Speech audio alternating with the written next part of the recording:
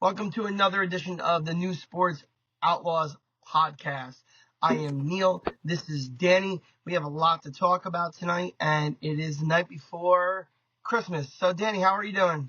Doing good. Definitely an exciting time. We still in the thick of baseball, Yankees, Mets, and we are at football eve. We have Thursday night football. We have first Friday. We have locals on Sunday and the Jets on Monday. So definitely a lot to talk about and a lot to cover. Yeah, so let's get right into it, and we'll start with the baseball, which I said I'm going to do a concerted effort on these podcasts not to use foul language, but the Yankees make it so damn difficult. I'm so sick of it. And we started our first podcast probably over 3 weeks ago now, but you and I have been talking since March and April. Uh, do anything else. You say it to me all the time because I quoted it in our fantasy talk, in our fantasy chat, is Einstein's definition of insanity is doing the same thing over and over again and expecting a different result. I don't care if they trot Canely out there. I don't care if they take out Mariano Rivera out of retirement and say at 50 he can only throw a 90-mile-an-hour fastball. Do something else. You cannot keep trotting out Clay Holmes out there. I'm so sick of it. Yeah, I remember us talking, maybe not the last pod, because about two before, we were talking about Holmes. And basically we were saying we were looking for solutions. And I remember saying, you're saying what you're saying, get rid of him. And I remember saying that you can no longer let him be the guy that you could just throw out there and hope it works or be that last stop. And I was, I was funny enough to stay up later for that game last night. And Holmes, like you probably heard all today, had no control of that sinker, and it was actually as worse as it's been. We're seeing some soft ground balls. They find some holes.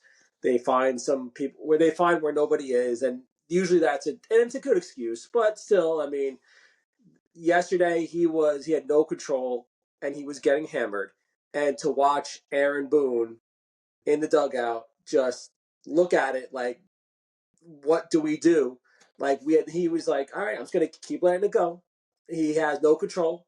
He's looked terrible, and they refused to put anyone else. And they put Weaver up but it was too late. It was already bases loaded, and one. It was already before that Langford hit that home run to end it, so it really wasn't. If you're gonna put him out there, he needs to have the quickest hook to three batters and out, because he's one of those pitchers that if he doesn't have it, it's over. Yeah. I mean, you have crazy people like my father, who is a huge Yankee fan, said, I want him DFA'd yesterday. That's not going to happen. They're going to use him. All I ask is try to use him in a different way. You like we thought they were going to. Oh, you need a ground ball in the seventh inning with 2 outs? Okay, go to Clay Holmes. Try something else. I like Kirk Cousins' cousin. There are other guys I would not have a problem with, as shaky as Canely is, them saying, oh, Canely is the wiry vet back there. We're gonna let Canely try to close. Put Heel back there if you're worried about Uh, Heel's innings. Do I was something. I was going to mention that. I know you mentioned it a few weeks back that Heel, once he got injured, may be an option. I kind of shot it down a little bit, but now that we kind of think about it, we kind of have six starters now. Schmidt's back. I believe he's pitching this weekend. Heel is pitching this weekend, I believe, too, against the Cubbies. Um, and then I think Nestor's being pushed more. Cole's being pushed back because of the cramp he had, whatever. But I think with us trying something different, I think Heel needs to be given a chance. We're watching his innings anyway. I trust him more than Canely, Cousins, Weaver back there. He throws two pretty dominant pitches with a fastball slider. Let him go out there, and if he wants to be a starter for next year, he's got to develop that changeup more and other Yeah. pitches. And just show us you're trying something. At this point, like if I had less of a problem with Canely blows game or Cousins or Hill or whoever comes in, I have less of a problem with you telling me, oh, we tried something outside Clay Holmes and they blew a game. Okay, just don't keep giving me Clay Holmes. He leads the league by a far margin of blown saves, and it's just enough. Let's keep it, I guess, keep it negative since Clay Holmes is a negative spot for this team. Judge in a little bit of a slump. He's actually with his at bats tonight. He's I want to say 2 for his last 11. He went 1 for 5 last night, 1 for 5 the night before. Even with the barrage that the offense put up the night before. So maybe that's a little bit a worrisome. Just to put a little positive spin on that, I looked up Judge too. He was last 5 games 3 for 22. So yeah, he's obviously slumping. And I believe Soto, I know his average is still, he's not slumping like bad like as Judge is, but he's not, his power numbers are not the last 5 games also. But they kind of get a pass a little bit. They've been pretty much carrying us all year. But I think on the positive side, I really haven't noticed that much because the offense has been still putting up numbers because Chisholm has been really good. Volpe has been really good lately. I have some And numbers. I have some numbers on that for you. Gleyber Volpe, Torres has been really good lately, and I think they're picking up the slack for Judge and Soto, which is refreshing actually. Go ahead. Yeah, Volpe. numbers. No, to back you up, Volpe is batting 340 in his last 14 games. So he's obviously, like you said, one of the bright spots for the offense. And do you think last night was a bright spot for Carlos Rondon? He was almost unhittable last night. That 6 innings, 1 hit, 11 strikeouts. Yeah. That's as dominant as you're gonna get, and sadly it was wasted. But it's hopefully it's a stepping stone to what we can expect later in September. Yeah. I mean, he has more outings like that. You'll feel more and more comfortable with moving either Heel or Schmidt to the bullpen, possibly to be a closer. Other teams do it. I remember when I was a kid and they put Wainwright in the bullpen because he was coming back from injury, and then he became a dominant closer for a playoff run for the Cardinals. It has been Well, done before. remember the Diamondbacks run? They had Randy Johnson Yeah. and Kurt Schilling, I believe, Yep. coming out of the bullpens in 6 and 7. That kind of helped in that World Exactly. Series, one World Series. Um. Last thing on the Yankees, real quick. Where's the Martian? Why is he not here? I'm sick and tired of seeing Grisham's name on the available subs. Get him out of here. The Martian's a switch hitter, so he's very versatile to help you out if you end up not starting him. But why not just platoon him and Verdugo? And whoever's not starting is the outfielder off the bench. I'm sick and tired of seeing Grisham's name on the roster. Yeah, agreed. I just would want him to kind of come up sooner than later just so he gets his at-bats now because he better, if he's up, obviously he better be playing in the playoffs or Yeah. the wild card, wherever we decide to end up. He better be playing. That's pretty Yep. much it. If we have any chance, like I've been saying, the offense needs to carry the way. Just my opinion as I pivot from the Yankees to the Mets. I broke down the Yankees' remaining schedule and Baltimore's remaining schedule.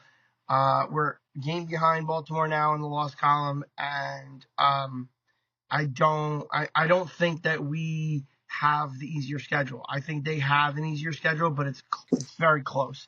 It's going to depend on if we can go on a little mini run here. And I don't believe anything the Yankees have shown us in the last 2 months has told you that there's a 10-3 run inside the Yankees now in the next over the next 13 games. Yeah, I would agree with you. Yeah, the Orioles definitely have the easier schedule coming down the stretch. But it's just hoping that we're going to have to go on one of those runs. I think we're one of the teams that actually needs that bye to go into the divisional round just to kind of get some rest, get Judge a couple days. Kuda plays every day. Give Soto a couple days. Give everybody just a couple days to kind of reset for the playoffs. I think because we're one of the older teams. Yep. So I think we definitely are the ones that need to kind of make that final stretch and get into win the division. Pivoting to the Mets. Mets are on fire. For as inconsistent as the Yankees are, the Mets are now back on fire again. They find themselves a half game out of the wild card because the Braves had slipped for a little bit there. So the Mets made up some ground. The Mets remaining schedule's tough though. I mean, but if they're serious, this could be a playoff run. They played the Phillies 7 times. They played the Braves 3 times. They played the Brewers that last series of the season.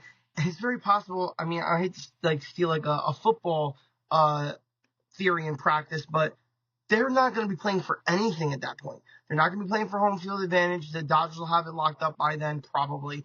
And you might be looking at the fact that the Brewers at that point are 12 to 15 games over their competition in that division. They'll have everything locked up. They might not be pushing people who are maybe they want to keep fresh for the playoffs. So maybe the Mets can win 2 of 3 or sweep that series if they need that series to make the playoffs. I think they're going to need to. I know they've won 6 in a row and they're right back in it. Still, that they're not there yet. I mean, I still believe they half the game behind the Braves, I believe, as we speak.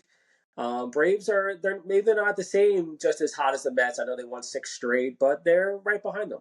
Yep. And I think the Diamondbacks and the Padres have kind of come back down a little bit towards them. I think it's only like 3 games, I want to say, between the Mets and both those first and second wild card teams.